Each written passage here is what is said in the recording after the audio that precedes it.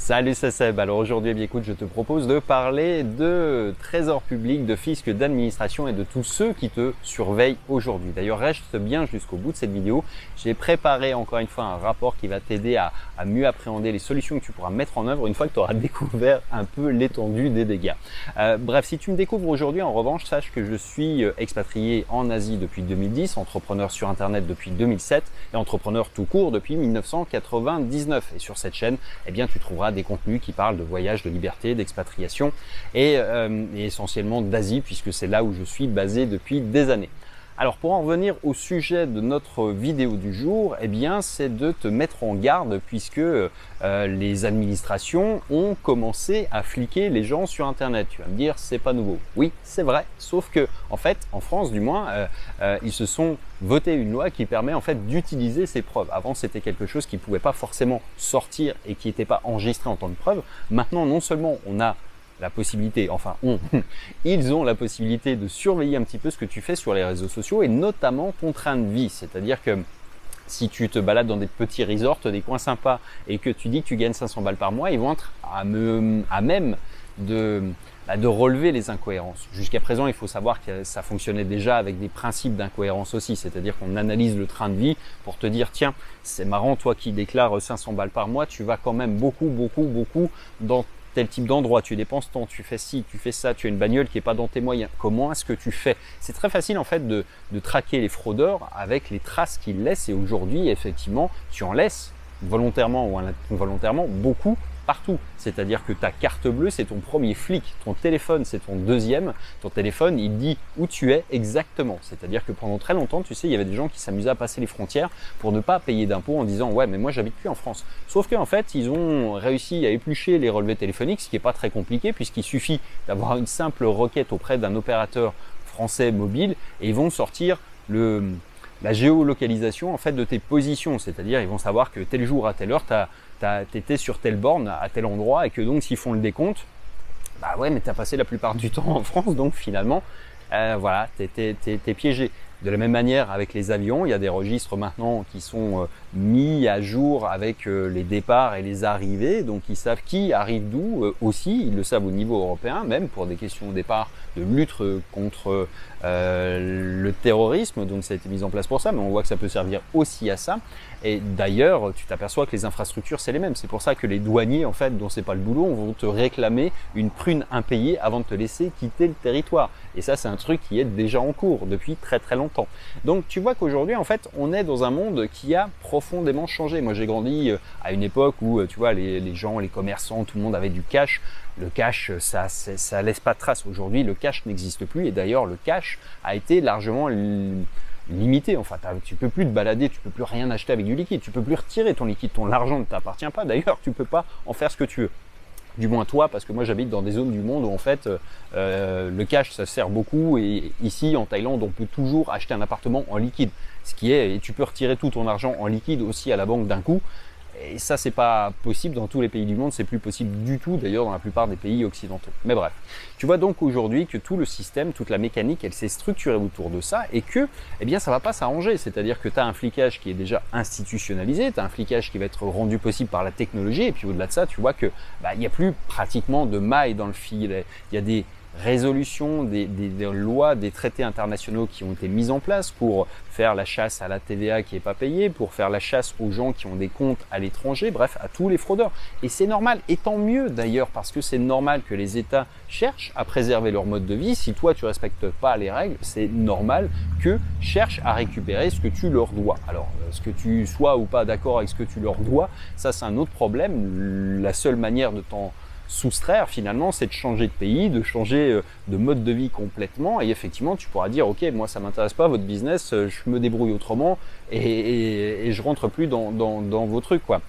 Mais en substance, si tu es en France, en Europe, mais ça vaut partout dans les pays occidentaux aujourd'hui, tous les États ont mis en place des mécanismes qui permettent de surveiller ce que font les gens et ceux qui essayent d'échapper un peu aux règles qui ont été mises en œuvre. Et c'est normal. Et ça va pas s'arranger. Donc c'est une question aussi qu'on pose régulièrement. La question, est-ce que je dois me déclarer? Est-ce que c'est bien utile? oui, plus que jamais, et joue plus que jamais dans les règles. C'est-à-dire que si tu es en France, tu fais tout carré, bordé, blindé pour ne jamais être embêté. Parce que effectivement, autant à des époques tu pouvais encore avoir des zones de flottement, aujourd'hui un compte Stripe, un compte PayPal, ça laisse des traces partout. Une transaction bancaire, ça laisse des traces, des connexions internet, ça laisse des traces, des photos sur Facebook, ça laisse des traces, sur Instagram. Et si c'est pas toi qui les fais, il y a d'autres personnes qui te prennent en photo et qui te permettent d'avoir de la reconnaissance faciale sur ton visage, même si tu l'as pas laissé. Donc aujourd'hui, oui, et ça sera encore plus vrai demain. Encore une fois, ton obligation tu vois, de respecter les règles, elle est vraiment indispensable quasiment parce que aujourd'hui, tu peux pas tricher sans que ça soit un risque. Si tu veux sortir du système, il y a des moyens qui sont légaux, ça implique de faire des choix qui sont radicalement différents. Moi, je suis parti il y a très longtemps, effectivement, mais je suis parti le nez propre et je peux revenir si ça me chante. Mais j'ai choisi de ne pas le faire pour d'autres raisons. Simplement, tu ne peux pas avoir le beurre, l'argent du beurre, profiter de la France, des infrastructures, de tout ce qui va avec et puis refuser de contribuer au système. C'est comme ça que ça fonctionne. Donc, si tu n'es pas d'accord avec le truc, c'est soit tu payes et puis tu fais bonne mesure, tu attends que ça passe, ou alors eh bien, tu changes radicalement de méthode et la seule méthode eh bien, c'est de te barrer, il n'y en a pas d'autres à ma connaissance qui te permettent d'être vraiment tranquille et serein par rapport à ça. Tu peux toujours faire de l'optimisation en France, tu peux toujours essayer de bricoler 2-3 choses, mais c'est de l'optimisation et encore une fois tu joues avec des limites. Les limites, c'est toujours une interprétation. Tu as la loi c'est toi qui l'interprètes et en face tu as un fonctionnaire qui va lui l'interpréter d'une autre manière. Donc encore une fois, si tu fais des choses qui sont borderline toujours et si tu es en France ou du moins si tu es en Europe ou même si tu travailles avec la France, je t'invite toujours à prendre conseil auprès de quelqu'un dont c'est le métier parce que les risques sont importants et encore une fois, tu as en face de toi des gens qui ont la dent dure, le bras long et qui ont les moyens de venir t'embêter quasiment à peu près partout. Tu vois que c'est pas n'importe qui est en face de toi quand c'est des États. Un exemple tout simple, alors la France n'est pas encore, elle ne sera pas à mon sens capable de le faire, mais tu vois, quelqu'un qui doit de l'argent au fisc américain, pour peu qu'il ait un passeport américain ou qu'il soit né sur le sol américain et qu'il l'a un peu oublié, ils sont capables de geler un compte bancaire dans n'importe quel pays du monde. C'est-à-dire en un coup de fil, ils peuvent te bloquer partout sur Terre. C'est un truc qui est complètement délirant, mais c'est comme ça que ça marche aussi. La France n'est pas les États-Unis, on est d'accord, mais quoi qu'il en soit, il y a quand même des méthodes, il y a des moyens, il y a des outils qu'ils ont maintenant à disposition qui leur permettent de vraiment traquer les gens qui ne respectent pas les règles. Donc encore une fois, en la matière, oui, déclare-toi, oui, fais les choses proprement, prends un comptable, si tu as des doutes, conseil, demande un conseil, ça demandera toujours à un professionnel, j'entends, demande conseil à quelqu'un dont c'est le métier, même si ça te paraît cher sur le moment, en fait, ça sera toujours moins cher que la prune que tu auras payée si tu te plantes. Donc vraiment, encore une fois, c'est quelque chose qui est important à garder en tête et garde aussi en tête que voilà, il y a des règles du jeu, elles sont posées pour tout le monde et ils ont, encore une fois, avec la possibilité de passer de nouveaux textes, de nouvelles lois dont tu n'as même pas forcément conscience ou connaissance d'ailleurs parce que personne ne t'en parle de celle-ci, eh bien la capacité de traquer les gens qui ne respectent pas les règles de leur jeu. Encore une fois, si tu veux changer de règles du jeu, change de terrain, change de pays, mais tu ne pourras pas changer celle du pays dans lequel tu es. Voilà pour cette partie-là. Donc ça m'intéresserait de te faire, de te partager en fait